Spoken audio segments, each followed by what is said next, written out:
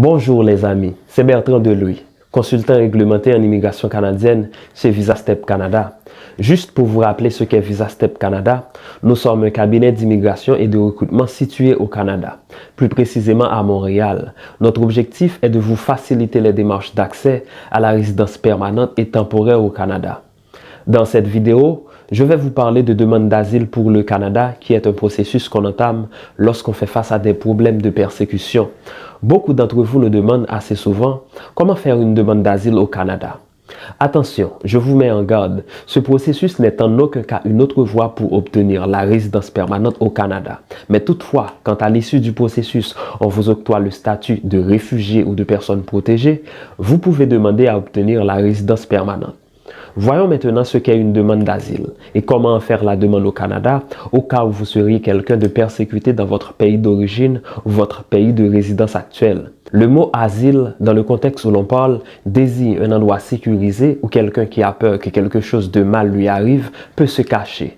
C'est donc dans ce cas que certaines personnes qui se sentent menacées dans leur pays d'origine ou de résidence demandent l'asile, parfois même auprès de certaines institutions dans le pays où elles se trouvent. Dans d'autres situations, si la personne en question estime qu'elle ne sera en sécurité nulle part dans le pays où elle se trouve, elle part à l'étranger pour demander l'asile auprès d'un autre pays. Cela veut tout simplement dire que vous sollicitez la protection de l'État auprès duquel vous faites votre demande d'asile, car le lieu où vous étiez, directement ou indirectement, ne vous permet pas de garantir votre sécurité, avec pour conséquence que rester dans ce pays pourrait causer votre mort ou vous rendre victime de mauvais traitements physiques pour des raisons bien précises. Je pense que beaucoup d'entre vous savent que le Canada est un pays qui accueille volontiers les demandeurs d'asile ou les personnes réfugiées.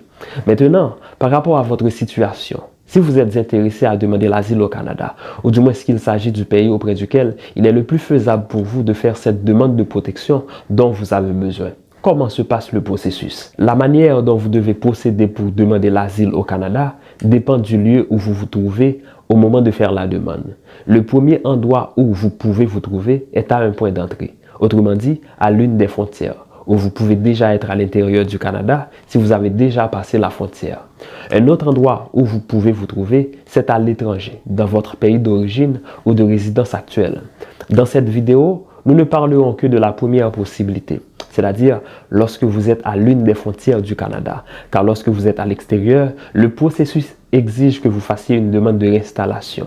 Et pour y arriver, vous devez d'abord avoir le statut de réfugié ou de personne protégée, qui requiert également que vous ayez des personnes au Canada qui acceptent de vous parrainer en tant que réfugié ou personne protégée.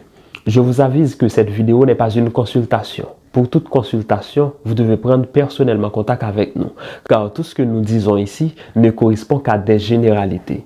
Pour ce qui a trait à la façon dont vous devez demander l'asile lorsque vous êtes à l'un des points d'entrée, il faut, lorsque vous arrivez à la frontière, déclarer à un des agents que vous aurez rencontré que vous voulez demander l'asile. Il fera, suite à cette déclaration, les suivis nécessaires concernant votre demande.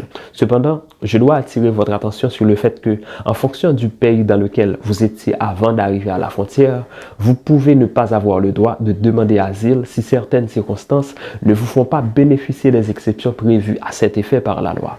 C'est donc dans ce sens que certaines personnes qui sont à l'avance au courant choisissent parfois de ne pas passer par un point d'entrée légal, mais choisissent plutôt un point d'entrée souvent dit illégal. Je vous donne à titre d'exemple le chemin Roxham par lequel plusieurs personnes choisissent de passer. Cette entrée est considérée comme illégale et lorsque vous y passez, vous rencontrez un policier qui vous explique que pour pouvoir rentrer et demander asile, il doit procéder à votre arrestation.